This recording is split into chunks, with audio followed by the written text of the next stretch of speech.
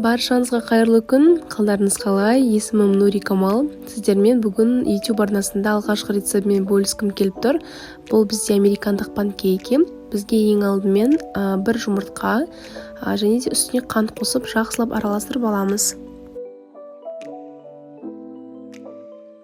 Қанты толық еріген сәтте үстіне бөлме температурасындағы сүтті құйып, массасы 1 келі болғанға дейін жақсылап араластырамыз.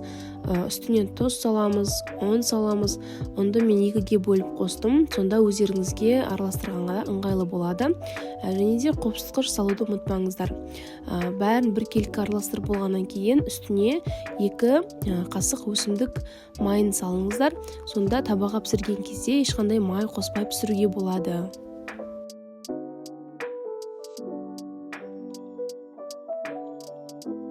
Ендігі кезекте табамызды қыздырамыз. Панкейкаларды мен орташа отта пісіремін. Табамызға осылай құйып аламыз. Және де 2 бетін 2 минуттан пісіремін. Бетінде осындай көпіршіктер пайда болған кезде екінші бетіне ауыстырамын.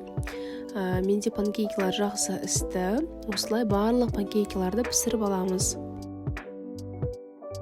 Панкейкаларды өте тез әрі жеңіл дайындадық.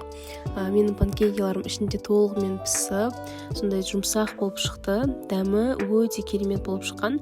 Сондықтан міндетті түрде жасап көріңіздер. Сіздермен болған Нури Камал. Келесі кездескенше.